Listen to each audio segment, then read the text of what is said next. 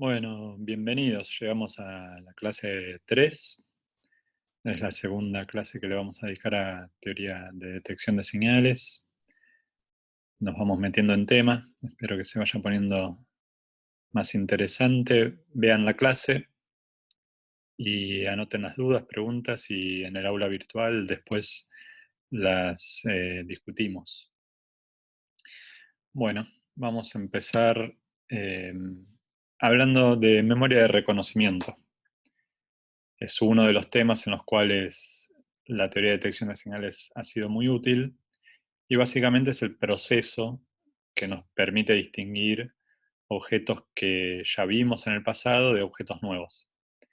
Es algo que hacemos todos los días, como cuando identificamos una valija propia entre muchas otras parecidas, o cuando reconocemos a un ex compañero de la primaria en una multitud, cuando nos cruzamos con alguien en la calle, por ejemplo. Y el punto es que ese reconocimiento no es infalible. Y no es infalible por dos razones. Hay veces que creemos ver o creemos haber visto objetos que nunca antes vimos, lo que llamamos, según la terminología que vimos en la clase pasada, una falsa alarma. O al revés, pensamos que no vimos estímulos objetos, personas que sí vimos antes. Los errores en el reconocimiento pueden tener consecuencias graves, como en el caso de testigos oculares que dicen reconocer con seguridad a una persona que cometió un crimen y ese testimonio se toma como evidencia fuerte para una condena. ¿Sí? Hay varios casos de condenados en Estados Unidos, por lo menos, por testimonios de testigos oculares que terminaron mostrándose falsos. ¿Sí? La memoria es muy maleable. Bueno, ahora vamos a ver cómo se estudia y algunos casos de este tipo. Pero primero vamos a hacer un experimento, ¿sí? Yo les voy a presentar una serie de palabras y ustedes van a tratar de recordarlas. Cuando termine, les voy a hacer algunas preguntas para evaluar si las recuerdan, ¿sí? Bueno, las palabras van a aparecer una a una, así que bueno, presten atención.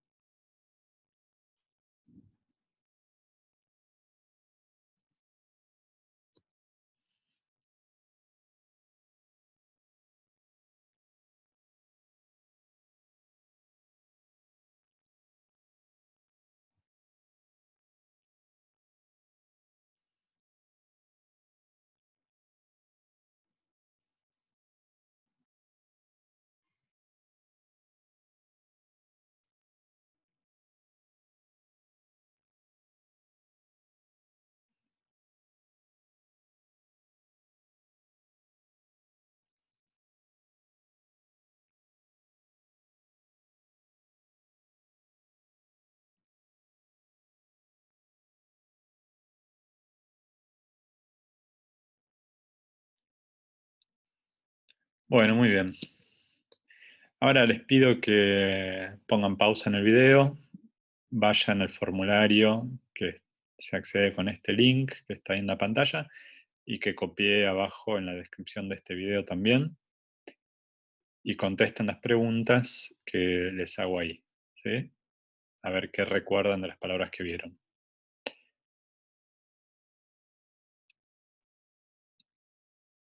Bueno, pero esta es la parte, ya las respondieron, y esta es la parte que la materia virtual se parece un poco a un programa de cocina, porque bueno, ya tenemos el plato hecho, ¿sí? Eh, las preguntas que contestaron ustedes recién, después las analizamos, pero algunos de ustedes participaron ayer del experimento y me dieron datos suficientes para mostrarles acá el resultado principal. Entonces, las palabras de la fase de estudio que ustedes vieron fueron estas, ¿sí? Y en la fase de reconocimiento había palabras de 3 categorías. 7 eran palabras que estaban en la lista de estudio. 7 eran nuevas, pero estaban semánticamente relacionadas con las palabras de estudio, como acostado, oscuridad, sábana. Y 8 eran nuevas y sin ninguna relación temática con esas palabras de estudio, ¿sí? En ese grupo estaban deporte, calefón, por ejemplo. Las palabras que estaban en la fase de estudio se reconocieron bastante bien. Quizás tarde, la palabra tarde no tanto. No sé por qué esa no se recordó muy bien. Pero siempre hay algunas que se recuerdan más y otras menos. Eh, lo que está graficado en estos gráficos de abajo es el porcentaje de personas, o sea, de ustedes, que respondió que sí, que la palabra estaba en la fase de estudio, ¿sí? O sea que en algunas palabras fueron reconocidas por todos ustedes como que estaban en la fase de estudio, como la palabra sueño. Luego, las palabras que no estaban en la fase de estudio, pero no tenían nada que ver con dormir o con el sueño, fueron casi todas correctamente identificadas como nuevas, pero las palabras nuevas que estaban semánticamente relacionadas con las palabras de estudio, muchos de ustedes recordaron falsamente haberlas visto, ¿sí? Por ejemplo, la palabra oscuridad, casi el 75% de ustedes pensó que la había visto en el grupo de estudio, pero no. Bueno, este es solo un ejemplo en el que podemos ver que las personas, ustedes, nosotros, no solo nos olvidamos de cosas que ocurrieron, sino que a veces recordamos eventos que nunca ocurrieron.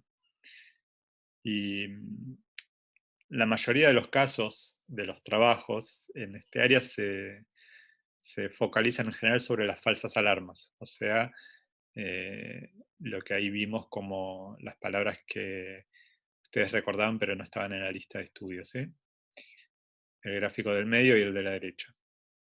Probablemente se focalizan en eso porque las consecuencias de reconocer equivocadamente a una persona que comete un delito en un juicio pueden ser graves, ¿sí? Como les decía antes. Bien, ahora la demostración que hicimos está basada en este paper, ¿sí?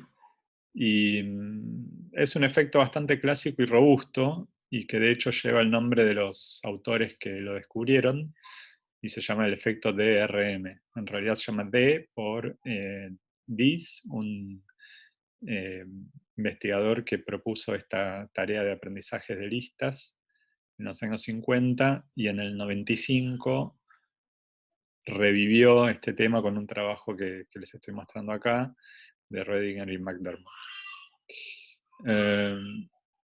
La versión que les propuse del experimento es un poco simplificada, pero sirve para, no es idéntica a la que hacen en este paper del 95, pero sirve para ilustrar el fenómeno. Por lo menos ilustrar cómo se pueden crear falsas memorias fácilmente, ¿sí? En el trabajo original, en este del 95, encuentran que la tasa de hits es prácticamente equivalente a la tasa de falsas alarmas, cuando las palabras están semánticamente relacionadas con la lista de estudio, ¿sí? Les sugiero que lean el paper si les interesa el paper y el tema. Y si lo leen, también me parece importante que presten atención a cómo diseñaron los experimentos para responder a la pregunta que se plantean. Y eso es algo importante, porque después lo vamos a retomar más adelante en la materia. Así como plantearse una pregunta en este campo y llevar a la práctica cómo diseñar un experimento adecuadamente para responderlas. Eh, bueno, eso, como les decía, en el trabajo este original, del 95, lo que encuentran es que la tasa de falsas alarmas y de hits es bastante parecida. ¿sí? Lo cual es bastante choqueante.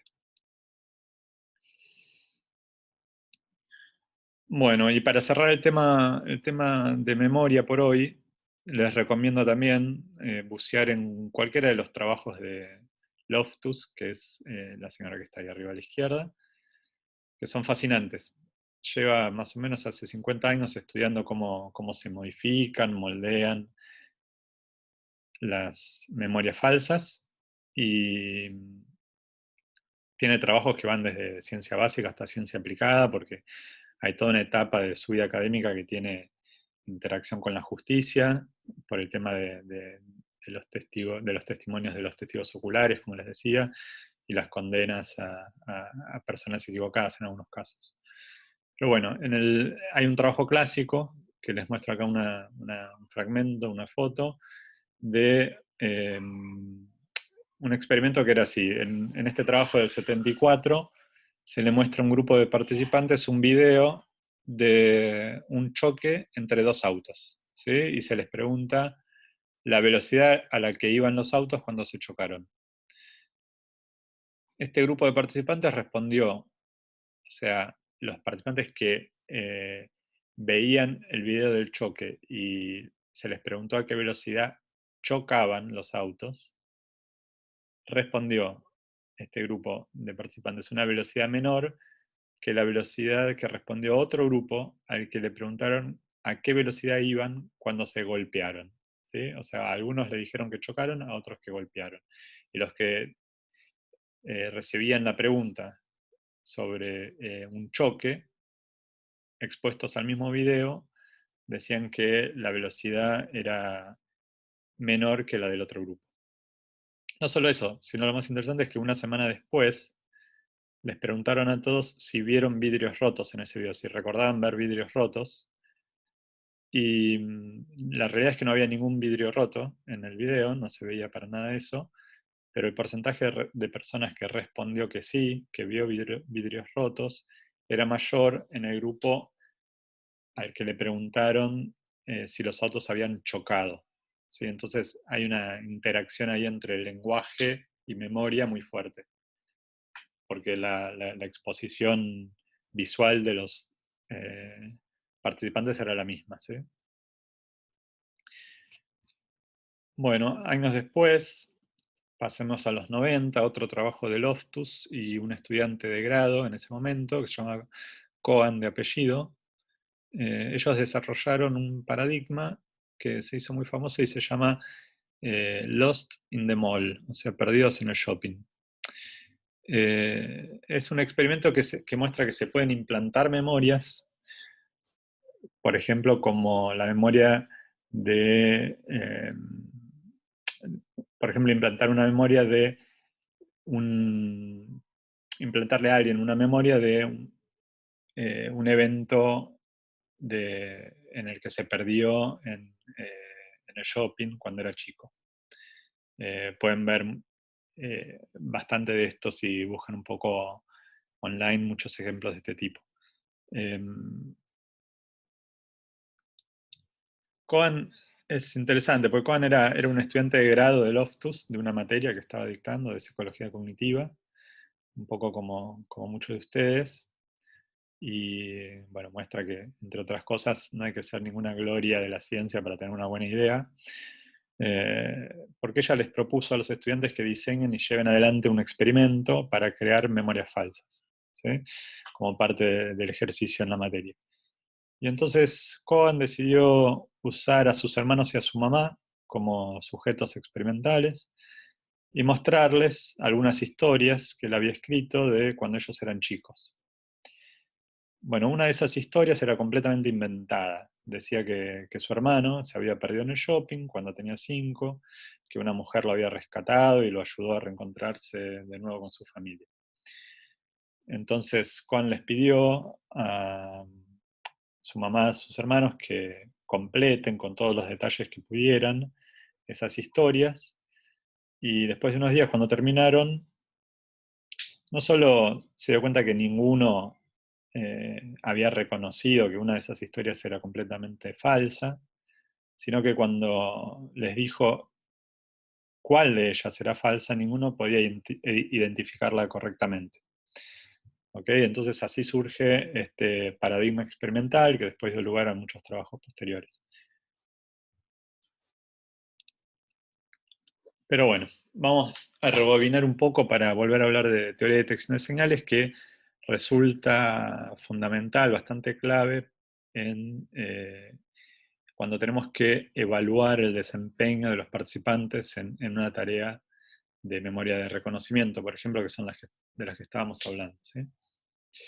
Bueno, en este caso, la teoría de detección de señales permite determinar la efectividad con la que los participantes pueden distinguir entre objetos ya vistos, estudiados y objetos nuevos. ¿Ok?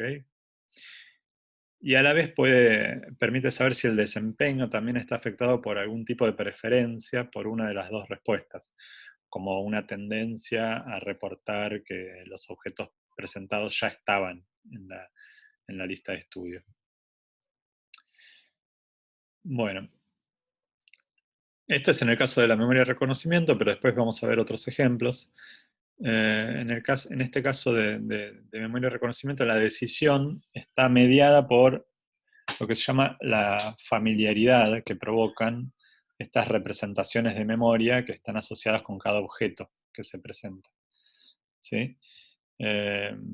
Bueno, en promedio se asume que los objetos de la lista de estudio generan una familiaridad mayor porque ya fueron vistos recientemente, pero cada objeto y ante cada presentación de un objeto, la fuerza de la memoria es diferente.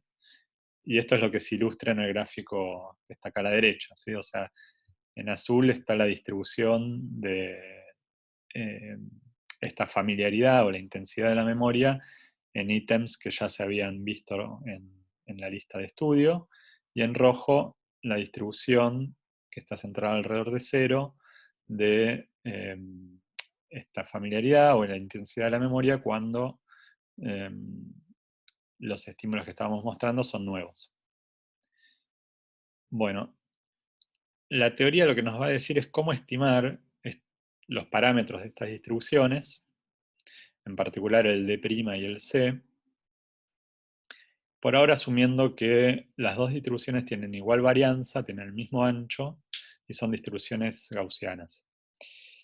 Es decir, lo que vamos a hacer es, dada la fracción de hits y dada la fracción de falsas alarmas, en principio de un solo individuo, lo que vamos a hacer es estimar la distancia o el solapamiento entre las dos distribuciones, que eso va a ser D', y la posición del criterio. ¿Sí? O sea, fíjense que son estas dos cosas que están acá abajo, que usan hits y falsas alarmas como insumo. Ahora, ¿dónde se ubica el criterio?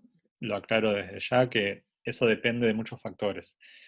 En principio asumimos que es un parámetro que los participantes pueden ajustar de acuerdo a la información que les damos como experimentadores.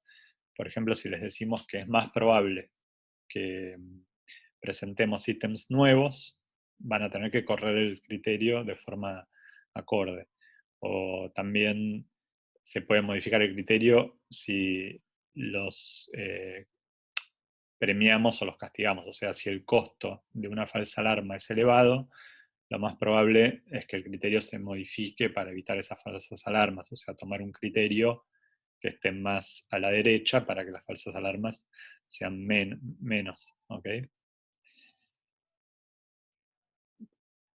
Bueno, por simplicidad ahora seguimos asumiendo que la distribución de señal ausente, o sea, la que corresponde a la sensación de familiaridad en este contexto cuando presentamos ítems nuevos, está centrada en cero. ¿Sí? O sea, con eso no perdemos nada y hace más fácil la cuentita que vamos a hacer después. Bien, el segundo punto acá, último punto, sería que reconocer bien que las tasas de hits y las de falsas alarmas son áreas bajo la curva de distribución, eh, porque eso nos da la probabilidad de que la respuesta interna resulte mayor que el criterio. Y por lo tanto la respuesta que da el participante sea que el objeto presentado estaba ¿sí? en la lista de estudio. ¿Okay? El que no haya tenido alguna clase de probabilidad, no se preocupe, lo vamos a ir viendo en las clases prácticas esto también. Pero recuerden que el área que está aquí abajo corresponde a la tasa de falsas alarmas según el modelo, y el área en azul corresponde a la tasa de hits. Bueno, ahora les voy a contar cómo se puede deducir estas dos fórmulas y qué significado tienen. En principio, si se olvidan un poquito de la función z que aparece acá, y miran que D' dice solamente hits menos falsas alarmas en ese caso, fíjense que D', que tiene que medir la eficiencia del observador para clasificar, tiene sentido que aumente con los hits y disminuya con las falsas alarmas.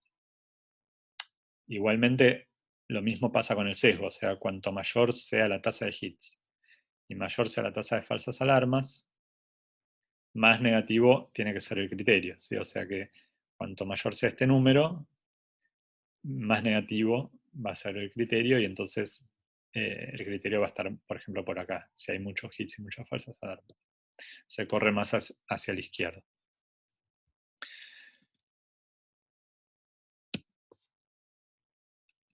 Bueno. Bueno, ¿qué es la función z? Bueno, en principio es lo que nos va a permitir eh, relacionar la posición del criterio con la tasa de hits y las falsas alarmas. Pero primero vamos a ver lo que es la función phi, ¿sí? ¿Okay? O sea, lo que vamos a hacer es, esta función phi es, nosotros tomamos la distribución gaussiana centrada en 0 y de ancho 1, y entonces, si queremos calcular el área que está acá en gris, simplemente usamos esta función phi, y que para cada criterio lambda nos dice cuál es este área que corresponde a la probabilidad que queremos calcular. ¿Okay? Bueno, pero lo que queremos hacer es algo que sea un poquito distinto, que sea al revés. Lo que queremos hacer en realidad es decirle cuál es nuestra tasa de hits y nuestra tasa de falsas alarmas, y que nos diga cuál es el criterio que está usando ese individuo. Entonces la inversa de phi es justamente z. Z nos dice, dado un valor del área, nos devuelve cuál es el criterio lambda. ¿Okay? Esto que está acá. Bueno, en R es muy fácil. Primero tienen que instalar esta librería, eso lo vamos a ver en la práctica cómo hacerlo. Y después con este comando, simplemente dado el valor de P, la función les devuelve el Z de P. ¿Okay? Y acá podemos ver que efectivamente Z de P es igual a menos Z de 1 menos P, que es una propiedad que vamos a usar ahora. Bueno, empecemos con la sensibilidad, ¿sí? D'. Y vamos a usar las falsas alarmas, que están centradas en 0, para calcular D', o para fijar el criterio en principio. Bueno, si el área roja es la tasa de falsas alarmas, bueno, el área blanca es 1 menos F, ¿sí? 1 menos la tasa de falsas alarmas, con lo cual, por lo que vimos recién, el criterio va a estar ubicado en Z de 1 menos F, o si quieren, menos Z de F. Ahora, si hacemos lo mismo con los hits, lo podemos hacer, la única diferencia es que la distribución de señal presente está centrada alrededor de D', ¿sí? Porque la otra estaba centrada alrededor de 0, así que esta está centrada alrededor de D', porque la distancia entre los valores medios tiene que ser D'. Con lo cual hacemos lo mismo, z de 1 menos h, pero ahora en lugar de ser esto igual a lambda, tiene que ser igual a lambda menos D', porque está centrado alrededor de D'. Bueno, haciendo un poquito las cuentas, se dan cuenta que D' es el z hits menos el z de falsas alarmas. ¿Okay? Con respecto al sesgo en la respuesta, la primera observación es que usar el criterio sobre cuál es el valor en el eje X, que corresponde al criterio de decisión, no es una buena medida, no es una buena elección, porque, por ejemplo, acá vemos dos casos en los que el mismo criterio sobre el eje X da lugar a dos situaciones muy distintas, como puede ser un criterio conservador y uno liberal, porque cambia el D', pero siempre se mantiene en el mismo lugar el criterio de decisión, y entonces acá el criterio es conservador y acá el criterio es liberal. ¿Okay? Lo que queremos es una medida que tenga en cuenta un poco cuál es la ubicación de las distribuciones sobre el eje X, que en el fondo es arbitrario o pueden depender de cada aplicación que estamos viendo. Entonces conviene referir todo, o referir el criterio, a D' sobre 2. O sea, respecto de este punto, ¿dónde está ubicado el criterio? Bueno, entonces en lugar de lambda, usamos lambda menos D' sobre 2.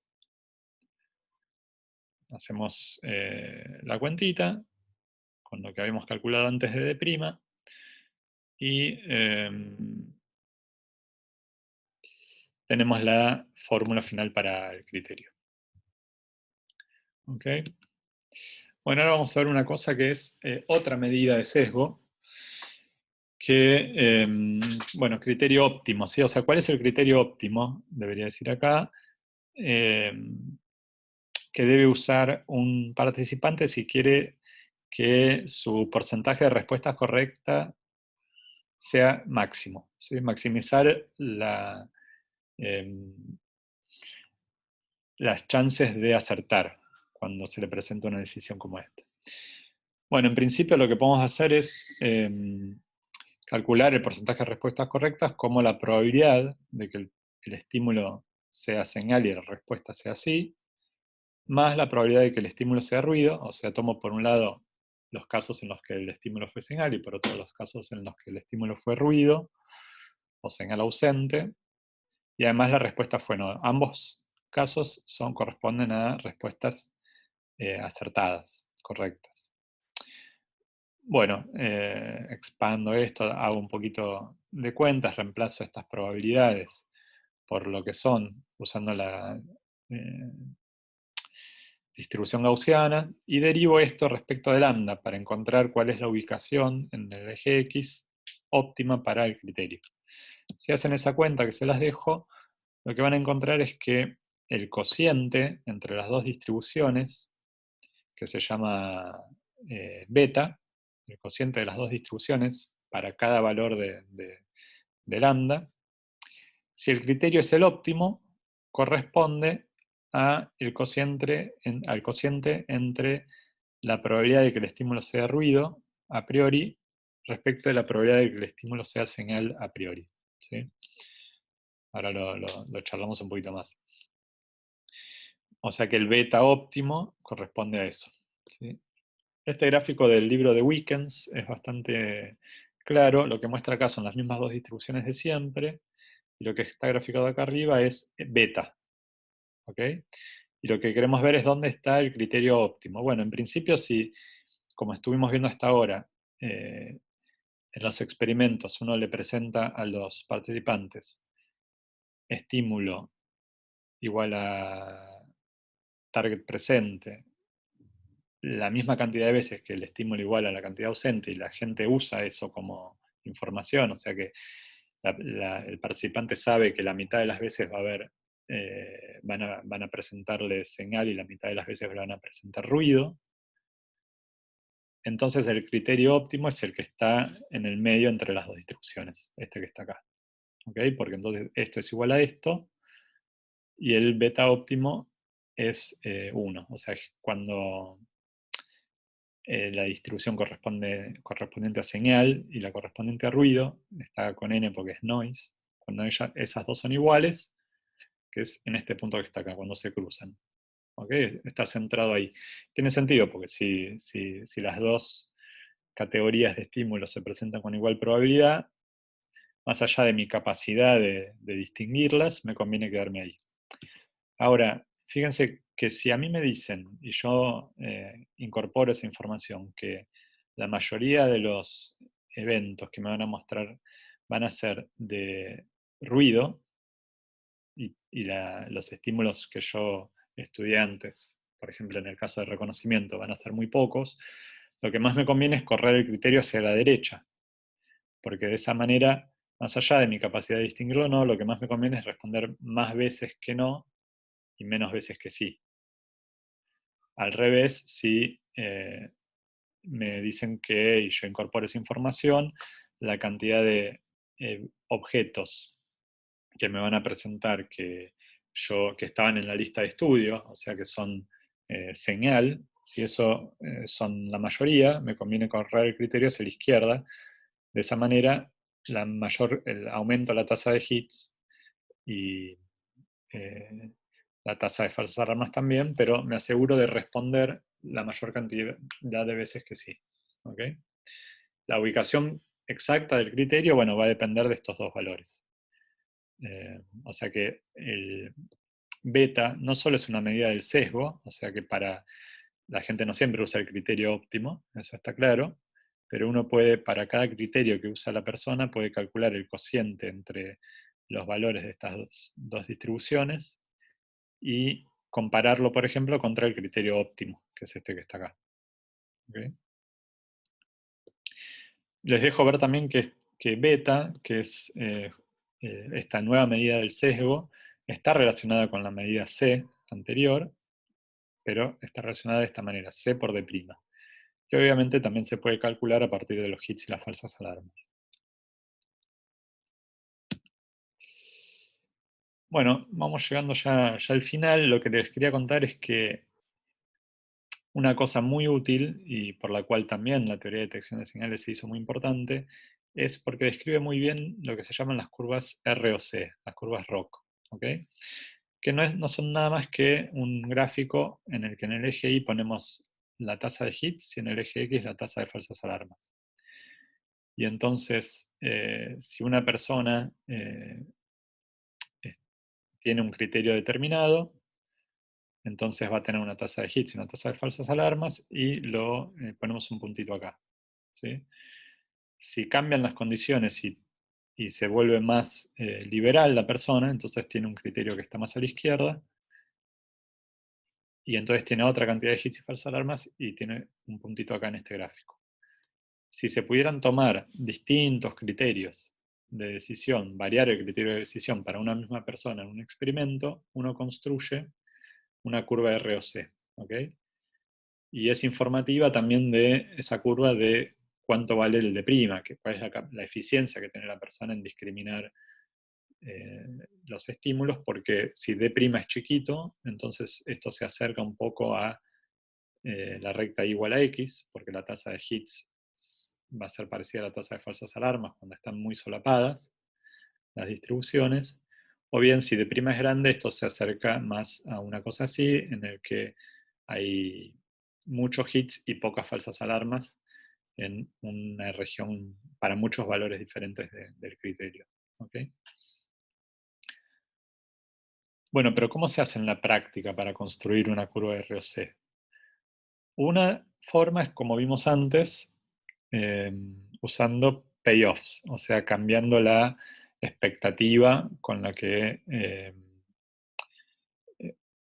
expectativa que le damos a los participantes de cuál va a ser el estímulo que va a aparecer. ¿Okay? Entonces, como dijimos antes, si los dos estímulos tienen igual probabilidad, lo más conveniente es tomar un criterio por acá, pero si la mayor parte de los trials va a ser ruido, lo óptimo es tomar un criterio más conservador y con eso nos aseguramos que vamos a responder pocas veces que sí y muchas veces que no. Una segunda forma que vamos a estudiar también en la práctica es usar criterios o reportes de confianza. Esto es, vamos a pedir a las personas en una tarea psicofísica, de memoria de reconocimiento, visual o de cualquier otro tipo, que además de responder por sí o por no, por presente o ausente, nos reporte qué confianza tiene en que dio una respuesta correcta, cuánta confianza tiene sobre su respuesta. Y eso lo puede, por ejemplo, dar en un rango continuo o en un rango binario entre baja y alta confianza, por ejemplo, con una nueva respuesta. ¿Ok? Entonces, la teoría de detección de señales lo que hace es agregar nuevos criterios para incorporar esta información. O sea, además del criterio de decisión, incorpora un criterio a la derecha del criterio de decisión que separa respuestas de baja confianza con respuestas de alta confianza, siempre para la señal presente. Y por otro lado, si en un dado trial la respuesta interna cayó en esta región, la gente va a responder que el estímulo estaba ausente, la señal estaba ausente, con baja confianza, y en cambio si resultó por acá, en esta región, ya responde con alta confianza que el estímulo estaba ausente. Entonces, de esta manera ganamos para cada individuo dos criterios extra. Tenemos el criterio de decisión, este criterio y este criterio, ¿sí? Los que dividen baja y alta confianza de cada lado. Entonces eso es conveniente porque podemos, para cada persona, construir lo que se llama una ROC empírica, ¿sí? Porque tenemos ahora tres criterios para el mismo participante. Bueno, por último les quería contar otro modelo, que brevemente, que es alternativo al modelo de detección de señales, que es el modelo de umbrales. ¿Okay? Según este modelo, que es bastante intuitivo y cada tanto resurge en la literatura, en el contexto de memoria de reconocimiento, este modelo funciona así.